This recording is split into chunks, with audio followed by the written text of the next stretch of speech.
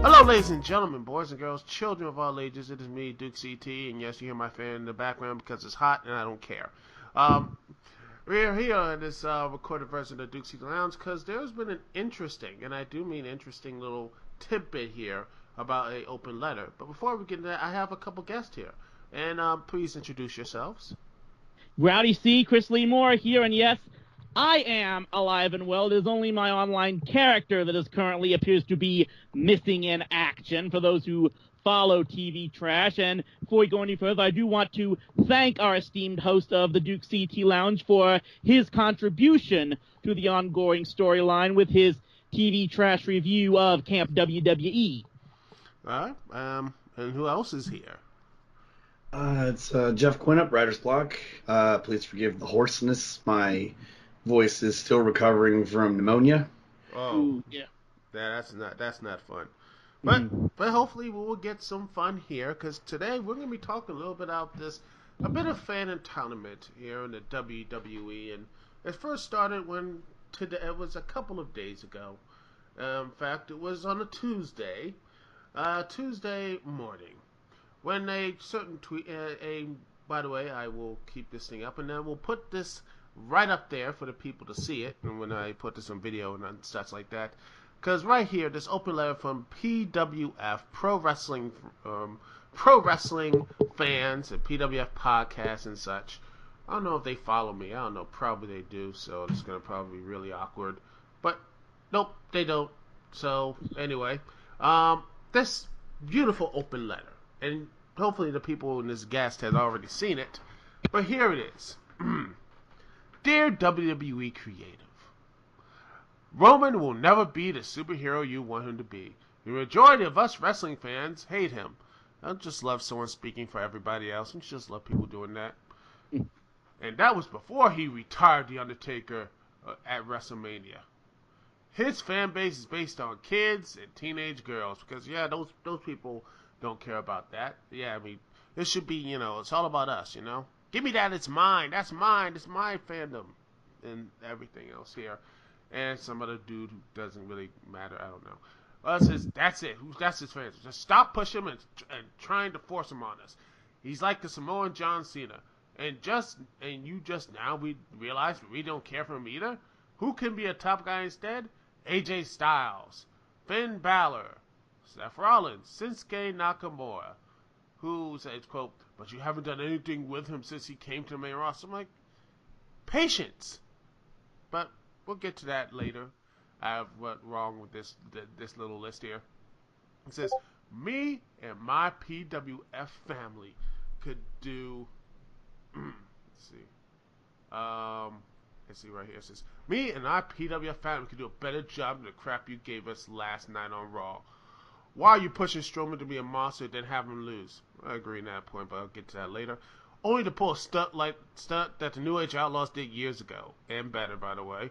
Why was the Miz mystery partner Bray Wyatt? What's the connection? Where is Damian Sandow or Kevin Owens or Mike Bennett with Maria? Oh Lord, they're clamoring for Mike Bennett. This is how far wrestling fans have gone, ladies and gentlemen. When you're clamoring for Mike Bennett, this is the really true low point. These are things you need to think about before the cameras go on next week. Y'all got some work to do, and I hope someone in creative or production somehow see this. And it ends, it says, every non-Roman wrestling fan.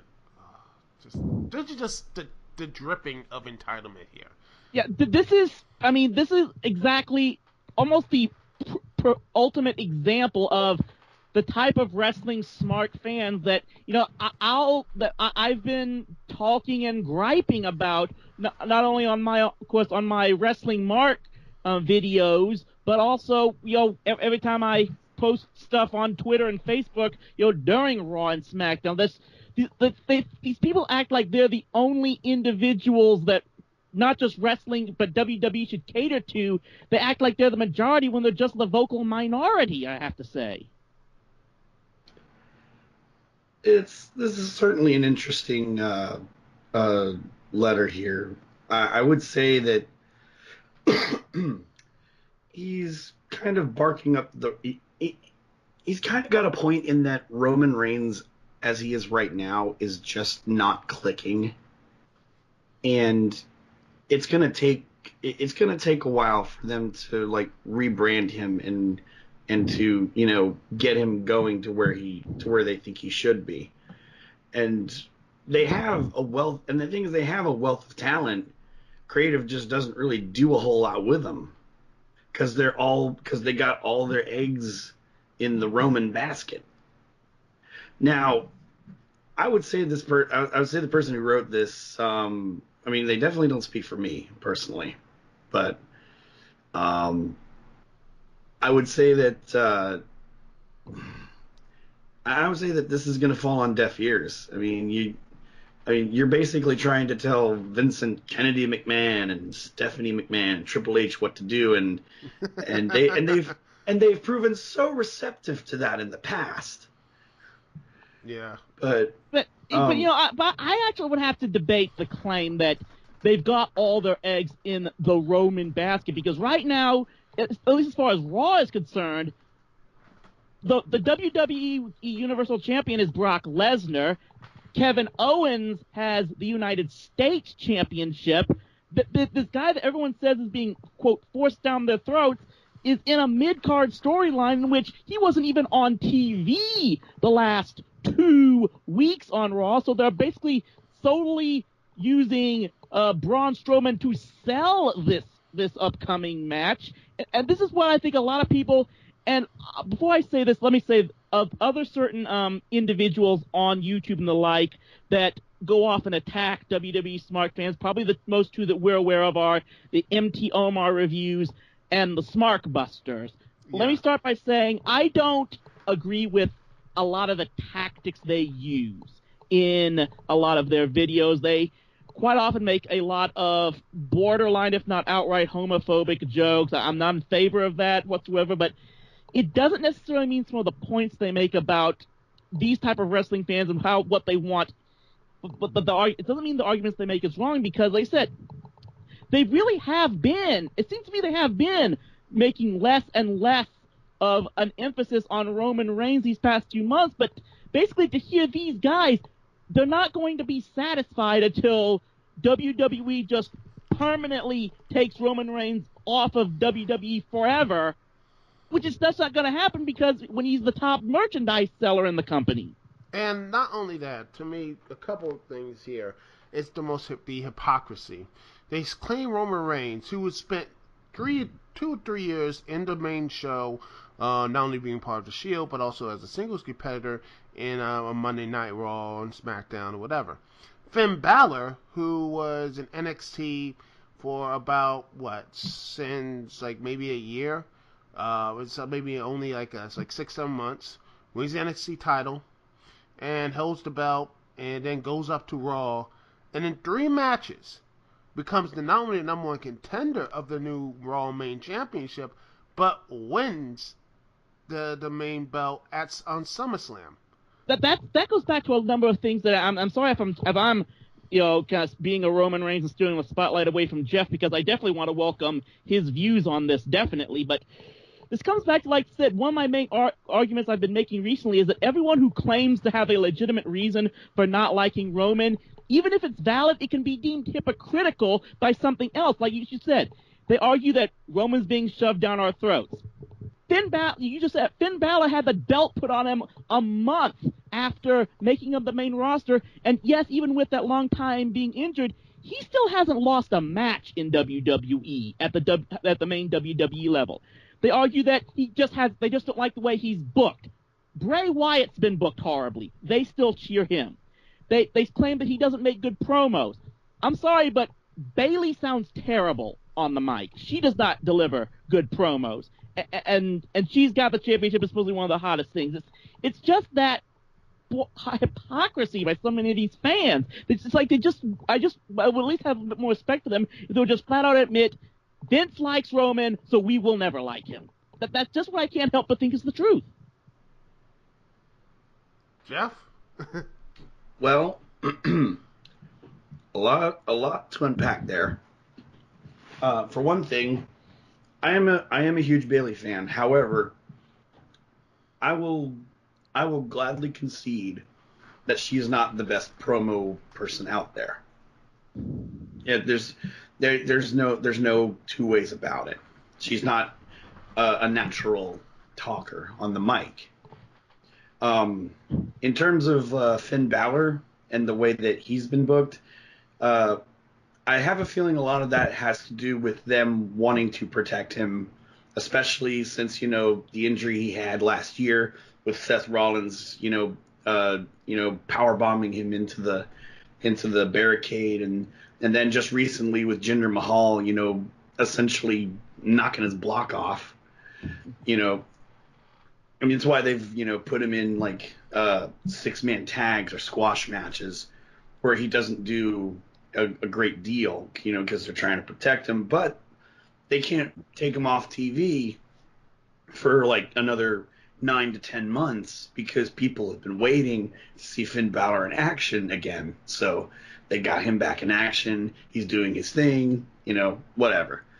And then and of course, there's the whole thing about, him teaming with Seth Rollins, who injured him in the first place, but that's a whole other ball of wax.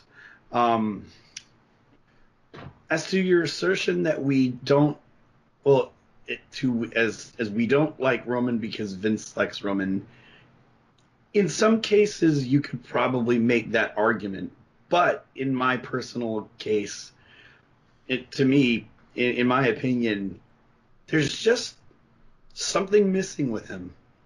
There's just something missing with him that keeps him from being the guy,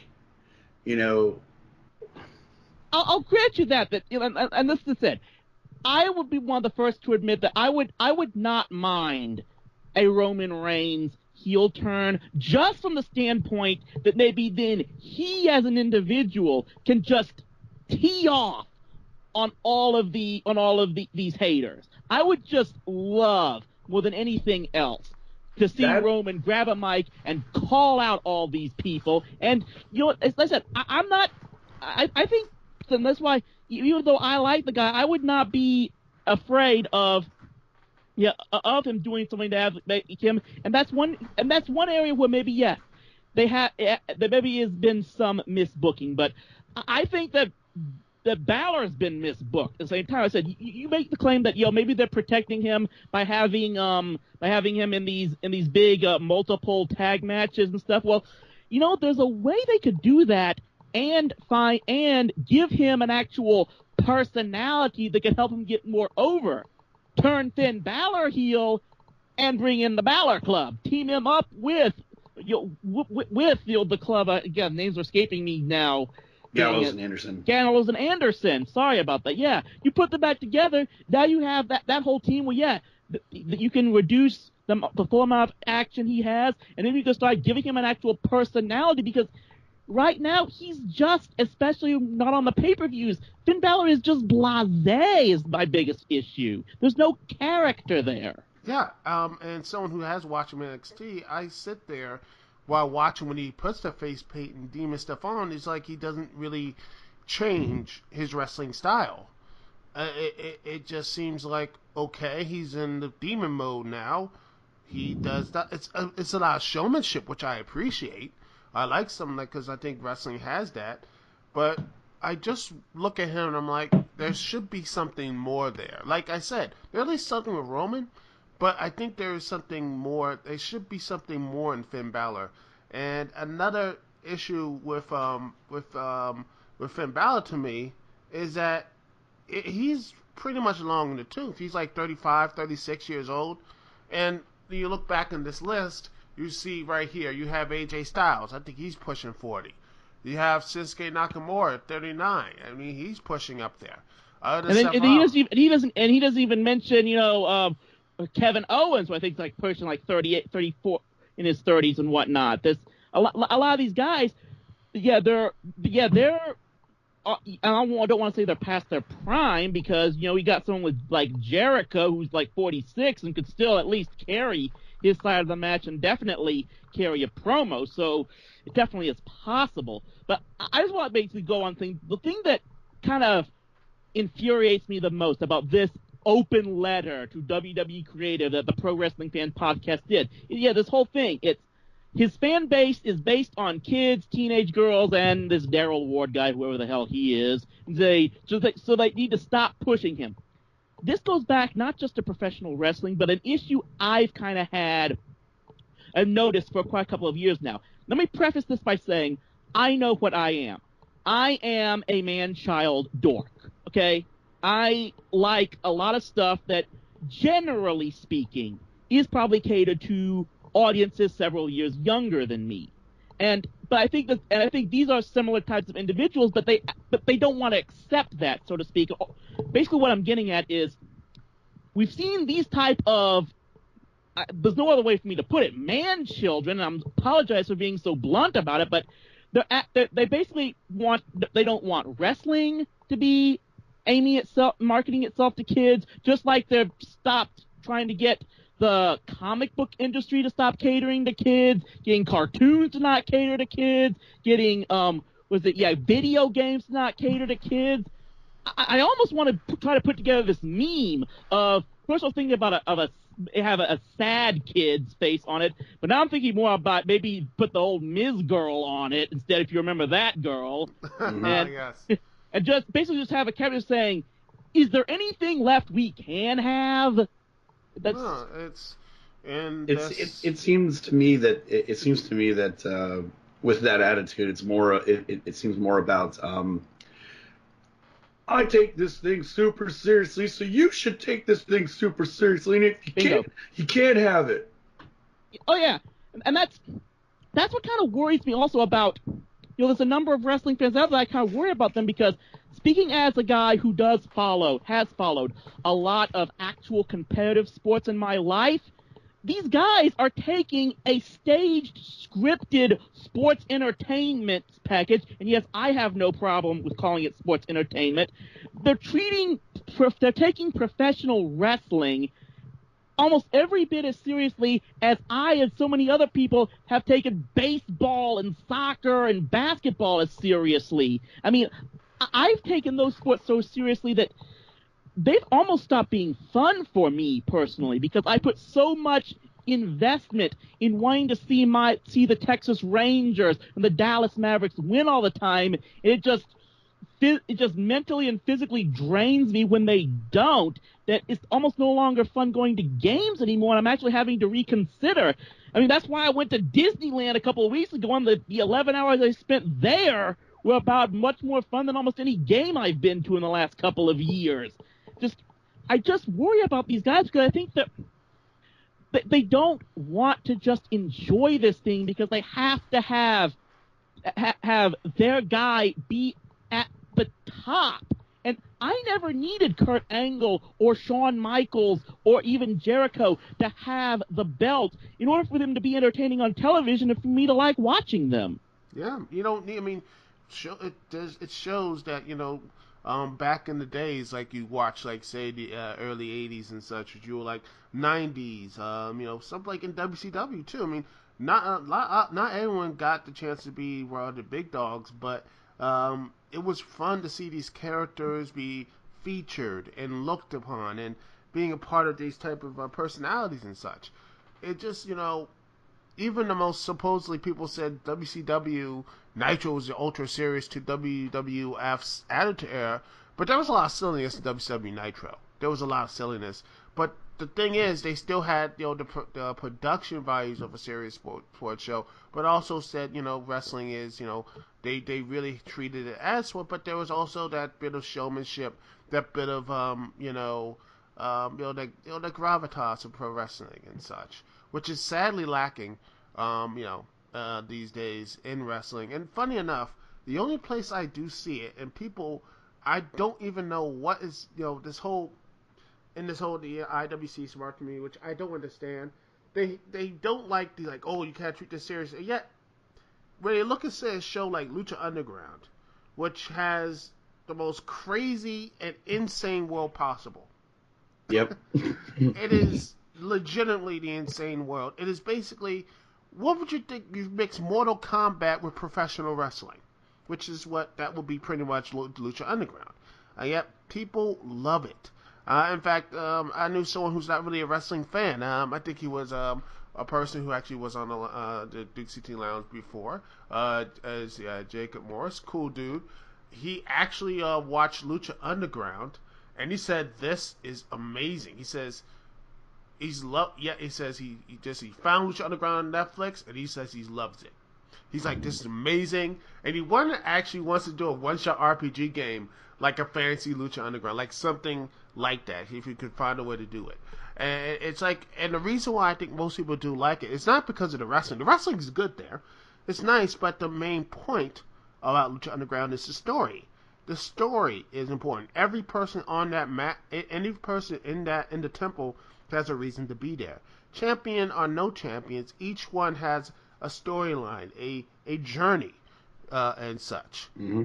And that goes back to one other point you would make here is that it's just ironic that these fans are getting more and more vocal in a time period where they have so many other options. I mean, they've got Ring of Honor, they've got NXT that are supposedly giving these super serious hardcore wrestling fans the exact type of product they want. In theory, they could just watch those, let WWE go back to catering to the mainstream crowd, and everyone will be happy. But instead, they're just whining end over end at WWE to cater to them, and for the most part, WWE is doing it because they've pushed guys like Finn Balor and AJ Styles, and now they're doing it with Samoa Joe and calling up all these other guys from the indie circuits and giving them the spotlight, and yet these smarks are still only focusing on the fact that Roman Reigns gets 2 to 3 minutes of time on Raw and pointing that that's what's wrong with the whole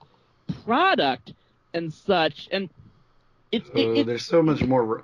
There's so much more wrong with WWE Raw and WWE main programming than just Roman Reigns. I mean, I think anybody with anybody with sense would say that there's more wrong there than just Roman Reigns. Yes, I'll agree with you on that. Look, believe me, I'm saying right here that there's a number of the issues, especially with storylines that WWE has had, and I'm hoping that they're trying to correct it. They whiffed on a number of storylines that should have climaxed at WrestleMania, but they jumped the gun on them 2 months in advance, so to speak, and all that. But it just seems like these fans, there's a number of issues that WWE still needs to work out with its on-TV programming, but they still just keep coming back to Roman Reigns. Like, if WWE would to future endeavor Roman Reigns tomorrow, everything in WWE would be perfect. That's almost the type of attitude they at least seem to be espousing at times. Yeah, the thing is, it's a load of horse crap, and I think anybody with a brain would know that even firing Roman Reigns wouldn't even be a step in the right direction, because you'd still have the systemic problems of, say, WWE Creative, which yes, has all these great talented athletes, and going back to your point about actual sports and everything like that, yes, those are actual competitive sports and they deserve respect, but these people who perform these acts in the ring, they are athletes. They train every day. They work their bodies to become able to perform these acrobatic stunts or to perform feats of strength that other people can't do. And they have all these people that have such physical acuity and acumen, and they have really great talented people. They're just not doing anything with them on a creative side, and that is a problem. And I will concede this. Yeah, I will concede this to you, Jeff, because it's something I want to talk about for some time. Because yes, I have in recent weeks been using terms like fake sport, fake athlete on my social media accounts, whatnot. And look, I will never say that these wrestling performers are not athletes, are not athletic in some way. I may have come across that in the wrong way. I know how much they train. I know how much work and effort they put in to try to even just simulate the sport. The main point I want to get across is, and because I know this because I have friends in the mainstream sports media, not as well as friends who are major mainstream sports fans, and I think what a lot of wrestling fans just don't comprehend is, in the minds of those people, yes, even regards to supposedly how much effort and training they put in, when you factor in the one area that the results are preordained and staged, to them, their attitude is, what's the point of watching? Why are we going to just watch these supposed great feats of scripted athleticism when we could see those similar great feats of athleticism in an actual competitive sport? These were guys that were the types that were watching wrestling back when it was based heavily on storyline over the athleticism. These are guys who liked watching Hulk Hogan pose and preen and get Bobby the Brain Heenan into a lather, or while he was facing off against Roddy Piper, who liked to see Stone Cold Steve Austin deliver the stunner on Vince McMahon, and yes, who even liked seeing John Cena because he was a major character. And I just think that too many of these fans seem to think that if they just make wrestling as real as possible, that everyone else in the mainstream will realize how great it is. And I just know too many people I just deal with too many people in the mainstream that, no, they're going to look at that and they think their intelligence is being insulted. Yeah, it will, sorry, Jeff. It's Go just, ahead. I look at the real stuff, and I watch Ring of Honor, and I enjoyed some of the stuff Ring of Honor has and such, but it became, well, it started to quote itself, and it started to continue doing the same steps of being real, being this, that, and the other. It became boring. That, to me, when you go so far to being the realistic, is once you push the real ticket, and quite honestly, NXT became Ring of Honor, well, a WWE version of Ring of Honor with all these people getting signed up. Because of that, you just sit there and wonder why Ring of Honor needs to exist. They are in this bit of a crossroad. Yes, it was nice seeing, say, Christopher Daniels winning the big one after all these years, but you have to look and say what Ring of Honor, what is this going to be a main goal to bring people back in?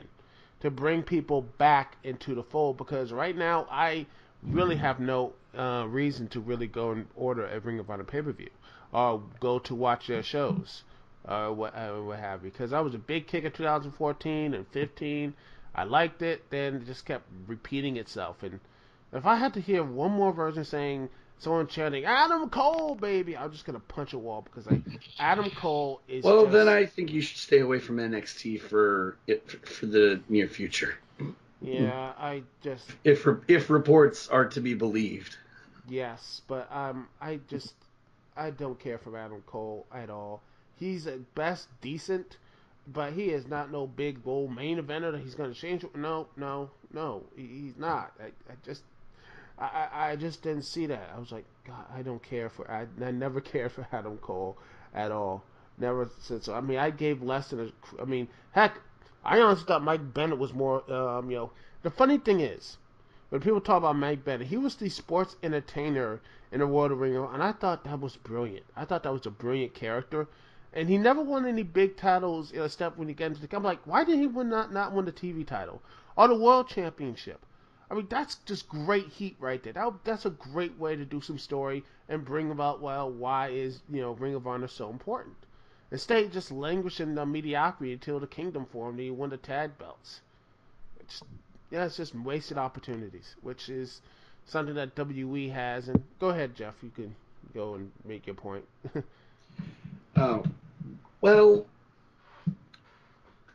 going back to Lucha Underground, I think that is probably the best mixture of entertainment and athleticism going today, in terms of not just the storylines, which granted aren't perfect, but they're at least engaging, they're out there, and for God's sake, these people, the people, who perform there, they put it all out there. They put it all on the line. They are out there to entertain. They're out there to show their stuff, and hopefully you have a good time watching them. And majority of the time I do. WWE could stand to learn more from Lucha Underground in terms of not just booking but storylines. And going into another topic here. I had read somewhere that they are going to pull the parachute, on Bray and Finn at the moment, and they're going to have Dean fight Bray again, and then they're going to have Miz fight Balor. I don't know if that's true or not. No. He's going to the Miz TV. Miz TV. Yeah, it looks like it's going that way, but.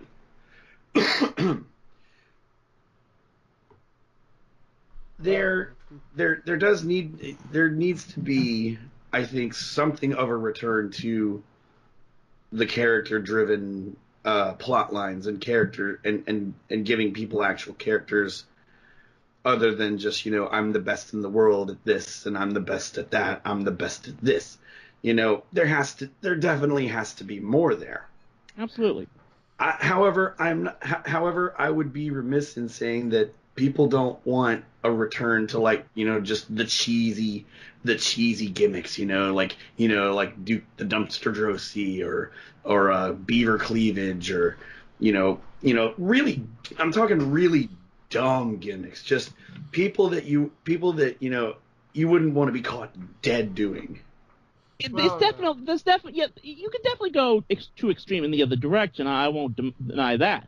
Like I said, they just need to get some more entertaining personalities where even if they could, I'm going to say this, I love the girl, but I'm almost kind of worried that Becky Lynch's character might be starting to get a little stale. I like to see maybe some parts of her own real life personality shine in because she's a total goofball in her personal life. I mean, try to do something like explain what more comes into these kooky steampunk outfits she always comes out in. Maybe show off her video game skills. I wouldn't even have a problem with her maybe throwing in a bit more Irish tradition heritage in hers, and maybe start popping a cold one after winning a match. Something like that. Just something that might add a little extra spark to her personality that I think is very much a possibility. I would agree that she does need a little bit something more, especially considering she's kind of fallen by the wayside on SmackDown Live. But tonight. I'm sorry, are we interrupting something? Oh. Well, by the way, if you want to have, Chris, if you want Becky to be more in tune to her heritage, there was that one NXT she debuted in, and she did a lot of river dancing. I think that was her premiere match, I believe. I saw that. Look, there's bringing in your Irish heritage, and then there's stereotypes. Fair enough. I'm just throwing out suggestions. Well, but it reminds me if you the Brian and Vinny show did this little rant I saw on YouTube about the Divas Revolution, and it was something I think Vinny said this in a rant when this whole thing was going on back in 2015, they were in these these 6-person tag teams or whatever, these tag teams. Whatever. Yeah, the 3 factions and stuff. Yeah, and she's like, they talked about these. She's like, Paige comes from a wrestling family, and she can make it. That's a story right there. He said these are stories. Becky Lynch, she was wanting to be a wrestler, but she got injured. She was about to quit the business entirely, and she was talked to going back in, and something like that. That could be very interesting. Of saying, wow, I could be this, like saying how this, I'm enjoying every minute of this wrestling career, how long it lasts, how she made it. That sort of thing. That's a part of the big story. And Charlotte being, related to the, being the daughter of the greatest of all time, and she delivering and everything else. That's a story. Charlotte's story's built in. Yes. So. And that's why I do think that what seems to me is an upcoming face turn for Charlotte and having her teaming up with Becky, which I think is going to be happening very soon. That might be the extra spark that a character like Becky could use. I mean, I've always said that they've got some. I thought that for now the better storylines, especially as far as the women, would take place on SmackDown Live. They still got some good characters there, mostly with this whole team up especially with Carmella and the likes. But right now, I'd say that, at least as far as whole WWE is concerned, the woman who's just drawing the best charisma and crowd reaction right now is Alexa Bliss. Oh yes. She's got everybody in the palm of her hand right now. Yeah. Even though I did see that clip of her saying the what thing, and that was pretty nice. But I did see like people, there weren't really mouths moving, but maybe that was from the hard camera. So, But I mean, personally, I think as it stands right now, Alexa Bliss is a better true heel than Charlotte has ever been. Oh, yeah. That might be one of the reasons. I think there's probably two reasons why I think a face turn for Charlotte is upcoming. One is, like I said, because she probably hasn't been as great as the heel as people thought. That's trying to grab a fan base. Also, it's the fact that she's now on the same show as Becky Lynch, whom they've both been tweeting back and forth for about a year on Twitter. That's made absolutely clear that they're BFFs in real life. So I think they're going to have no choice but to kind of integrate that into the show. I think that's one of the reasons. I mean, yeah, it's more like believe me, I still try to figure out myself when these wrestlers put stuff on Twitter and stuff. It's trying to find, okay, is this their real personalities? Are they doing this in kayfabe, whatnot? Sometimes it's very confusing to follow some of these wrestlers' social media accounts. I'll say that. Yeah, and when she does team up with Charlotte, once again, her transformation into the female Sting will be complete. And thinking of that, another thing that really, actually, funny enough, there's one thing this whole thing came together was actually Braun Strowman versus like Kalisto, that dumpster match, which was disappointing to say the least. I actually honestly like there were some parts I did like seeing. There's some nice hold spots and seeing Kalisto might win but not win, and then all of a sudden he drop kicks Strowman's legs and gets him into the dumpster, and that was it. I'm like, really? That's it?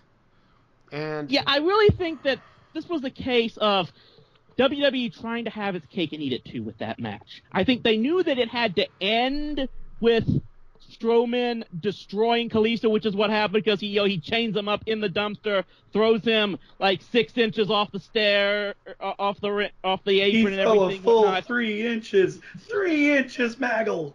But I think at the same time,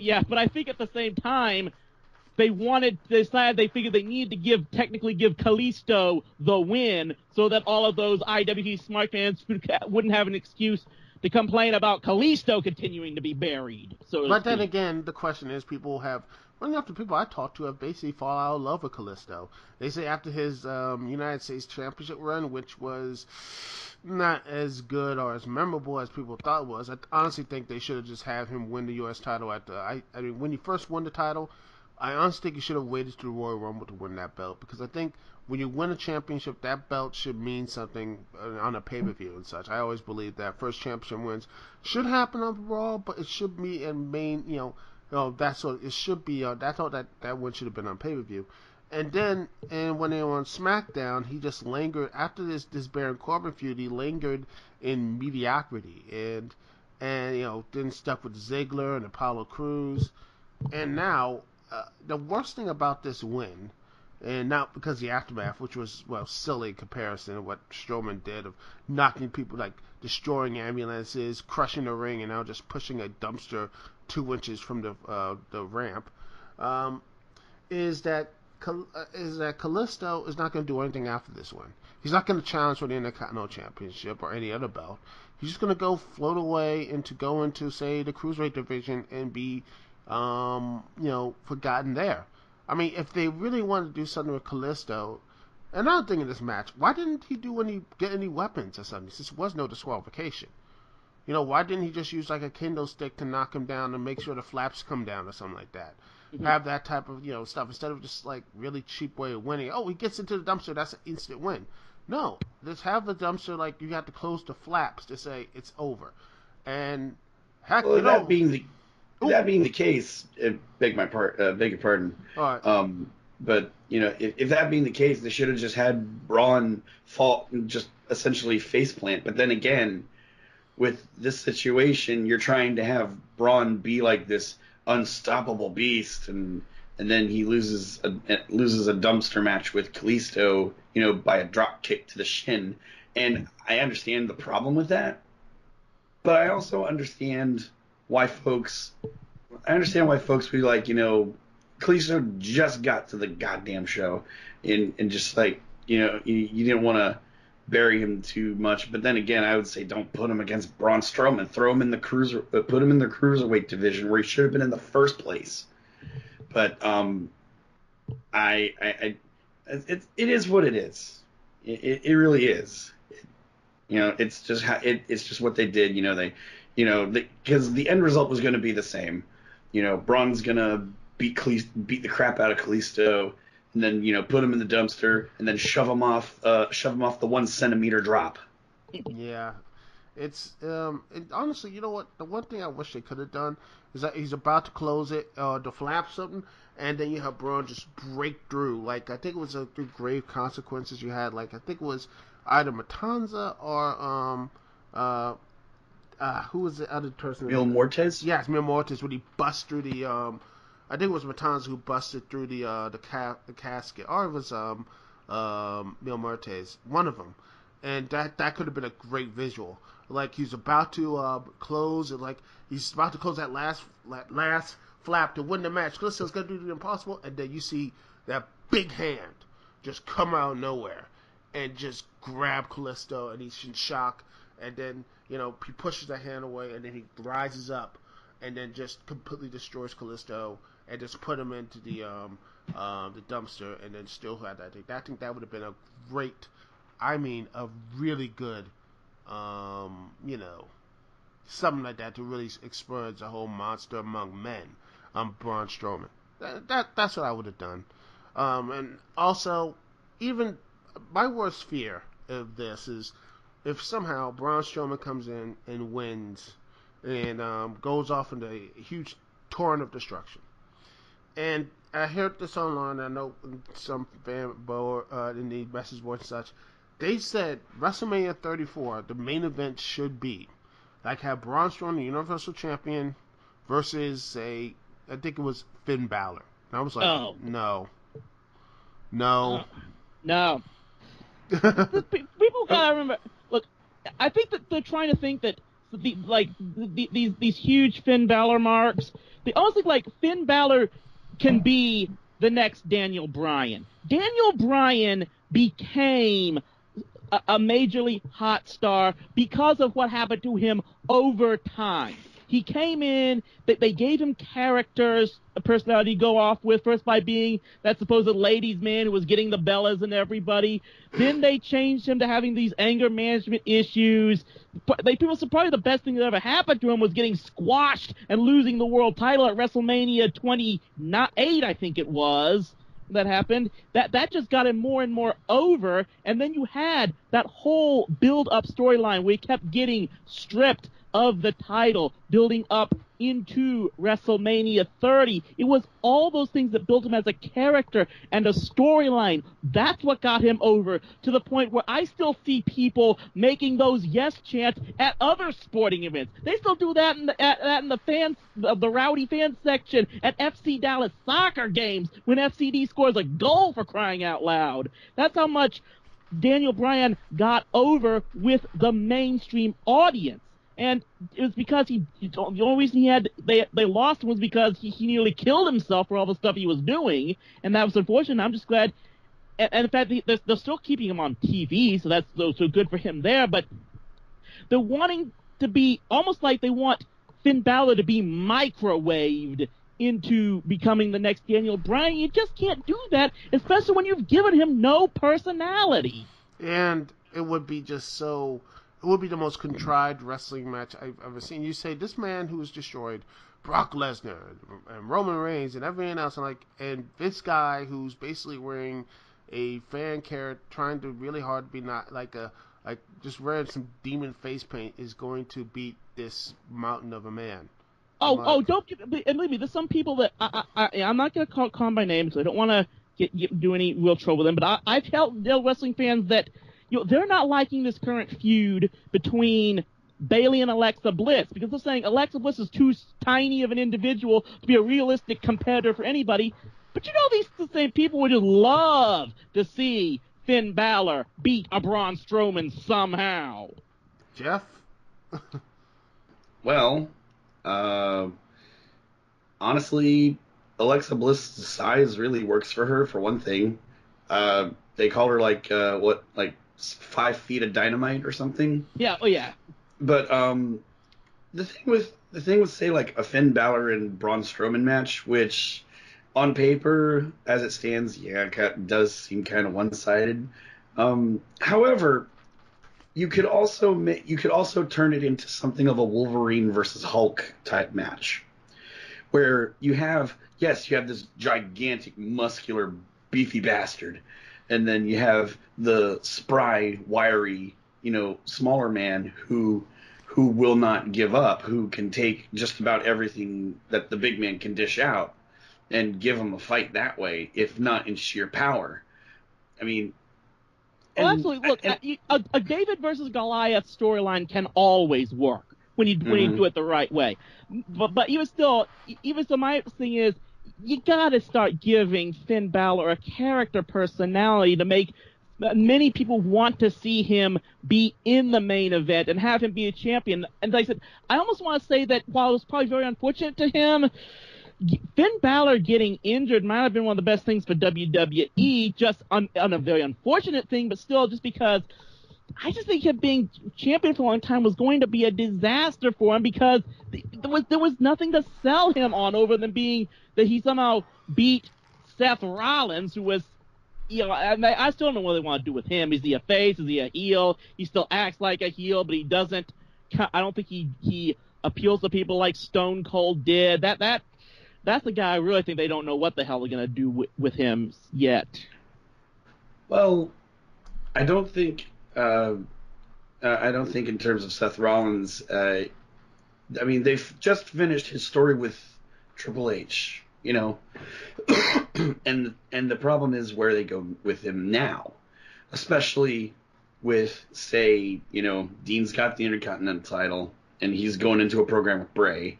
So, and then you got Brock Lesnar, who's, kind of a force, kind of a thing unto himself, and, can't be bothered sometimes to show up with the damn title.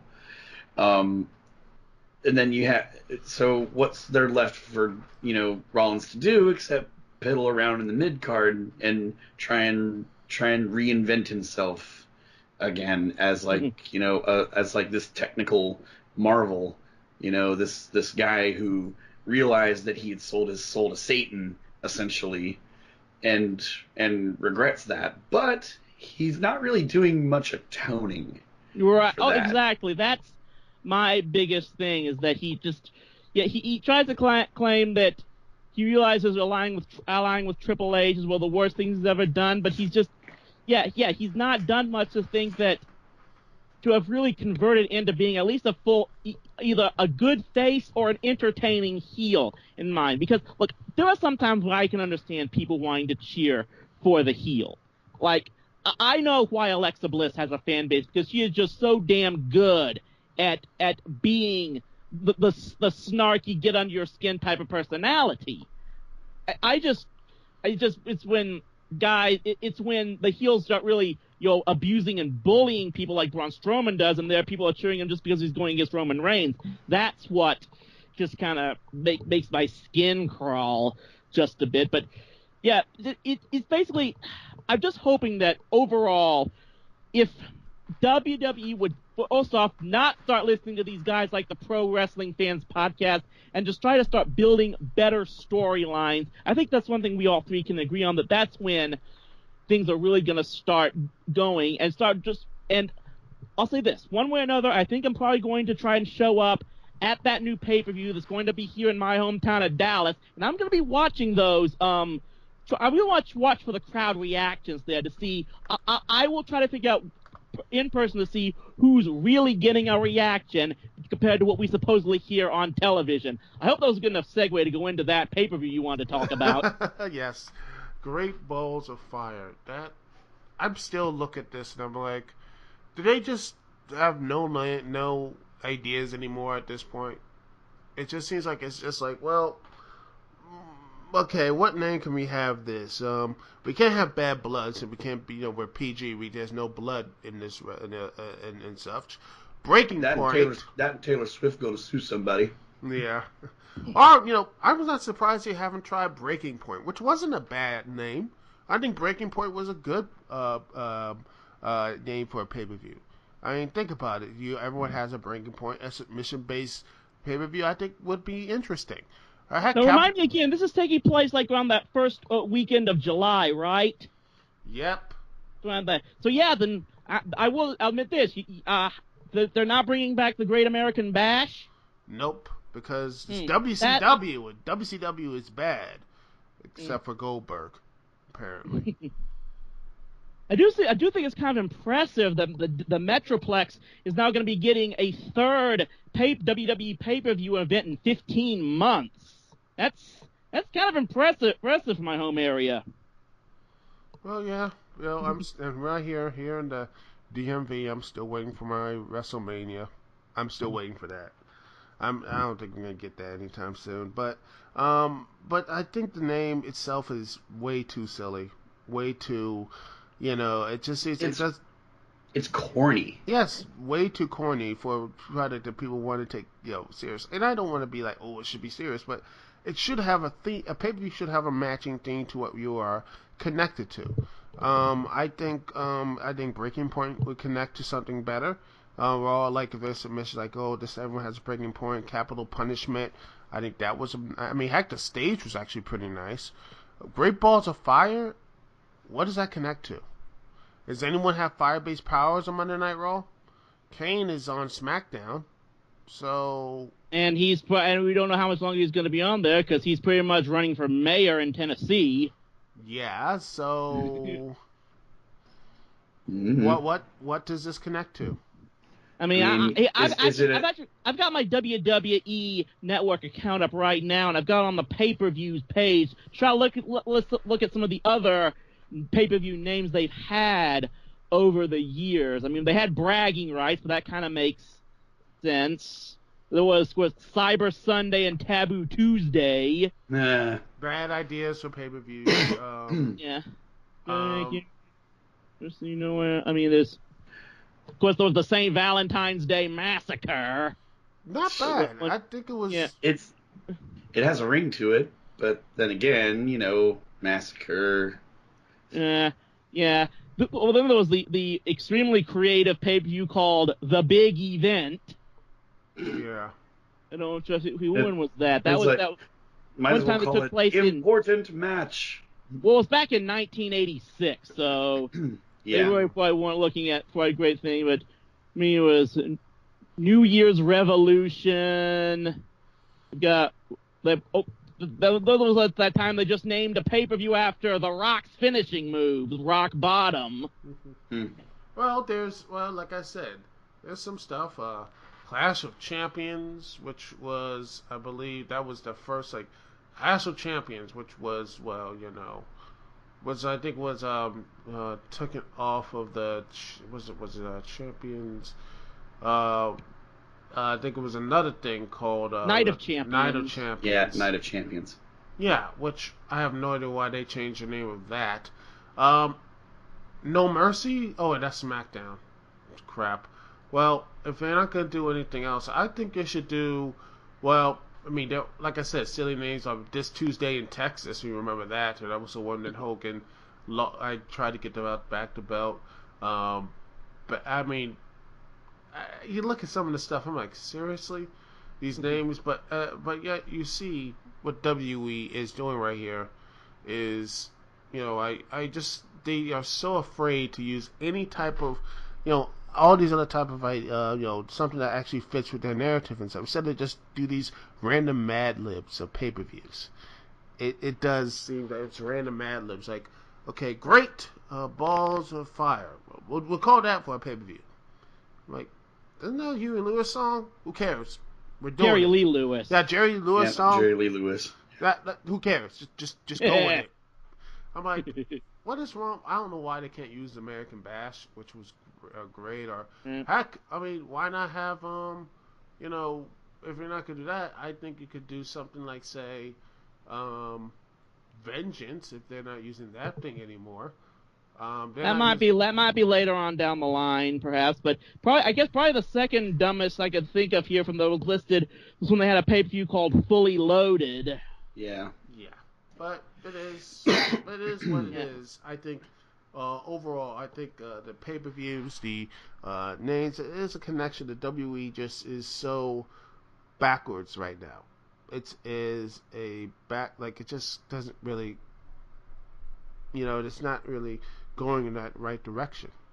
It is a problem just to have when they're trying to air 2 a month, and even I will admit that's probably stretching things thin. So they probably are starting to be at struggles of getting creative names for all of them. It goes right back. Remember, this was the same company a couple years ago when YouTube was just started, and I did my own YouTube stuff. It was way back then. It was there were like at least 14, 15 pay-per-views.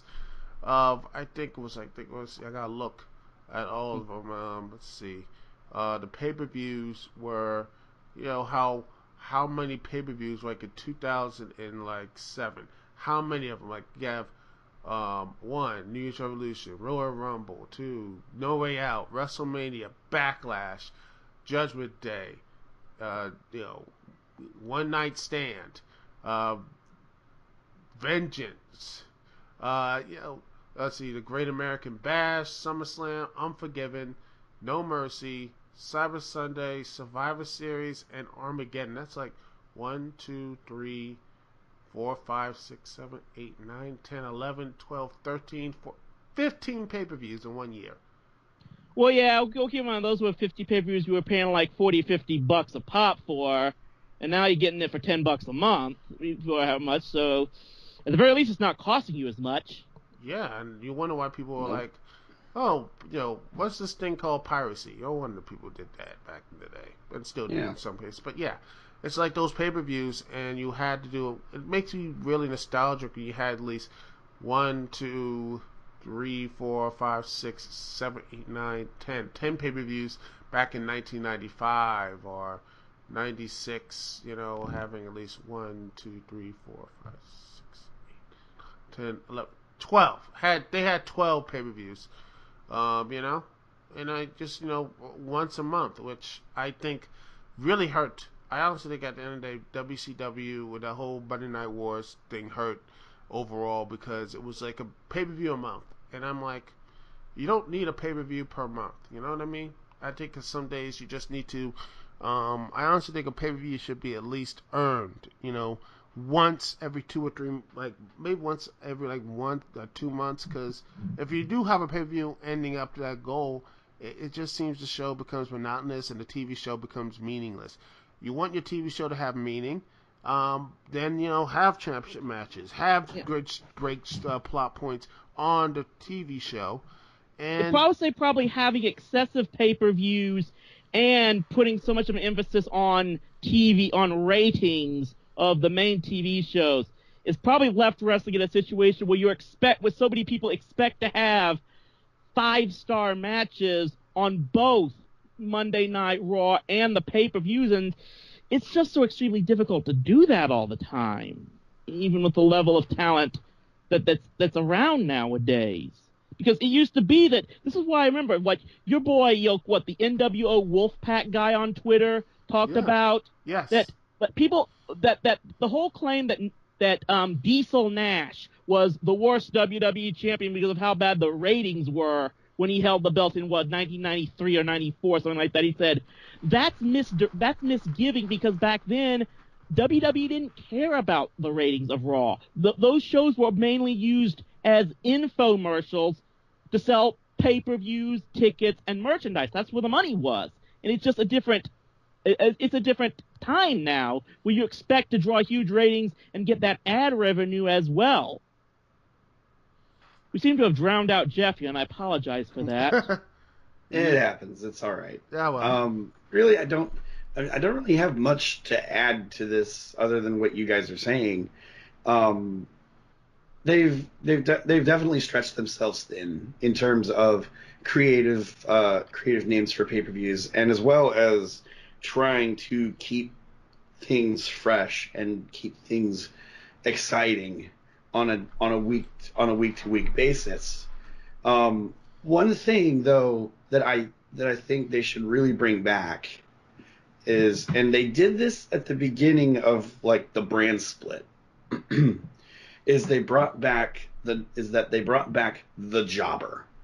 You know, and I'm not talking about like, guys like Zack Ryder or Santino Marella or Fandango, or people who are actual personalities but lose all the time. I'm not talking about that. I'm talking about Dirk Mandirk from Tuscaloosa, Alabama or something.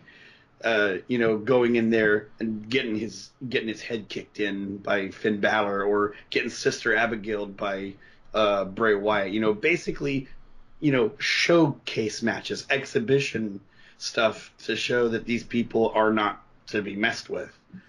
Oh yeah, and that would also go a long way in keeping keeping the star wrestlers fresh, where you see them in action on the shows, but they're not really beating themselves up every single week. So that would probably help reduce injuries. And yeah, I've always said that's a good idea. I want to see more of a return to more comedy-based sketch promos. But I still think last year, one of the best segments of Raw I saw that season was when Sheamus and Cesaro got in a bar fight somewhere. Yeah, that was just hilarious entertainment for me. I mean, I love going back and watching. I know this guy's the devil for a number of wrestling fans, but I loved all that stuff when DX went into Little People's Court against Hornswoggle. What? And they actually had the whole thing where you saw what the whole other world is supposedly underneath the ring. That was fun. And yet, sadly, the entire underworld was destroyed when Braun Strowman suplexed the Big Show this past couple weeks. Well, no, there's just a portal under there. You go down that place is like the TARDIS. It's so much like it's underground and stuff, and that's just like the magic portal to take you into that world. And sadly, that means make transportation a bitch, though. Yeah. But yeah, it is. It's just hopefully they will grow to have something like that connects to people, and that's what people want. They need connections, because it is a TV show. At the end of the day, it's a TV show, a huge mix of drama, comedy, action, and all these things in this one show. And athletics are important, but at the end of the day, it has to be the show must the characters and the growth. And everything else has to be important. And otherwise, you're just going to be sitting there saying, why should I care about this person X or Y? For example, I know we're probably running over, but we'll get into this. I got to talk to you about this, Chris. Bray Wyatt. I say his right now. I said this on Facebook. I said this on Twitter. I will continue to say it. He is the most dumbest cult leader. He is the most failed cult leader. I honestly thought in not only WWE history, but probably just like in TV history. I know you're doing some special and stuff like that, but by gosh, is there anything threatening to this man at all? This is where I think probably the rush of storylines hurt him, because I think that if you had John Cena beat AJ Styles for the title at WrestleMania instead of the Royal Rumble, and then you could have waited until either this upcoming pay-per-view or another month down the line to then have him drop the belt to Bray Wyatt, then you could have had several months of building up this storyline with him and Randy Orton. And yeah, he could, and it would have been a lot more of a build-up to where maybe Wyatt couldn't have seen this coming. But yeah, the way they just condensed everything, where he wins the belt at Elimination Chamber, and then just a couple of weeks later, Orton betrays him, takes the belt off him. Yeah, it really wrecked him as a character and a cult leader. And I'm actually wondering, regardless of what happens in this House of Horrors match this Sunday, I'm kind of wondering where in the heck they're going to be able to take Bray Wyatt as a character after this. He doesn't have the title. He can't win it because this isn't a title match. He doesn't have the family anymore, so this is a real a wondering situation. Where are they going to go from here with him? Well, there's a chance. There's a chance that they could actually have Bray Wyatt's second coming, as it were. You know, basically just the return of like, say, a different kind of monster heel. You know, because Bray's seen his family walk away. Essentially, they've been destroyed, and he just the whole thing about his ability to control people, starting to go away, and it starts to warp his mind, even more than he already has. So you can have him go like, okay, you know what? Fine. I don't need a family. I don't need anyone. I am the Eater of Worlds. I am Bray Wyatt, and I'm going to kill all of you. It all depends on just how well they can write storylines for him. Absolutely. Yeah, and it didn't help the fact while he was doing all those nice little creepy little tricks he was doing with the projector screen, the ring of WrestleMania. It didn't help the fact that after that, the Roaches came in, and then next thing you know, you got RKO, and Randy pinned him and won. I'm like, nope, that's it. I'm not taking him any seriously ever again. Not only Randy Orton did not basically destroy, broke his family up. He burnt down his house, which he solely got the keys to the kingdom because he didn't want him to wrestle at WrestleMania and such. And not only burnt that house, destroyed Sister Abigail. He said, and he had Bray Wyatt looking like a dang fool, rubbing like ash on himself, saying he's more powerful. He got Sister Abigail. Then the week prior to WrestleMania, he dragged a funny-looking cross under the remains of Sister Abigail, basically killing her again, and then basically RKOing, and pinning Bray Wyatt after he ran down, after coming down to the ring with a giant sperm. But it is, I'm like, when are we gonna? I'm like, at this point, at this late date, even if they do a planned feud with him and Finn Balor, the only way I could accept that match is that Finn Balor beats him in demon mode and we never see Bray Wyatt again. Just put the character on the shelf and have him just, I don't know, do something with him, because there's nothing left for him anymore. There's no goodwill for the character of Bray Wyatt anymore. It's all gone. I mean, regardless of what happens at the House of Horrors match, even if Bray wins, so what? There's still a long way to go for them to make him any sort of threat to anybody. Well, yeah, when Jinder Mahal is more of a threat and actually more interesting than you, it's time to hang it up. I am looking forward to what they're going to be doing with Jinder Mahal, because this could be something. I do think that he seems to at least have a type of charisma that probably could. I think those people might be selling him short as to just how good of a heel character he could probably be. Well, he's definitely getting his chance. Mm-hmm. Can't say he's not being given a chance now. Well, yeah, he's given an opportunity, and let's see. Here's hoping that he takes advantage, and hopefully this will make the Bollywood boys interesting, because they were the only ones that weren't interesting at the Cruiserweight Classic, which was amazing, because even like Ho Ho Lun, who I didn't care for, actually showed at least some promise. The Bollywood boys, I don't think if NXT crowds don't care about you, it's pretty much a wrap. And they cheer about almost about anything. Not saying yeah, pretty much. Yeah. Well, I think that's pretty much it. Unless you want to, talk a little bit how, Injustice 2 is coming along. Nah. I'm too busy trying to craft the storyline for my new idea, the WWE Looney Tunes movie Space Slam. Good luck with that. Yes. Oh, with that, and with that, ladies and gentlemen, it is time for us to end this little crazy Dukect Lounge for you. And hopefully our two guests were entertaining for you and, gave y'all something to think about. Well, at the very least, they'll probably laugh at how many times my voice broke. Yeah. And you probably still aren't as annoying to hear as my voice is. Don't tell y'all so sort. Anyway, plugs, things that you'll have to do and all that good stuff.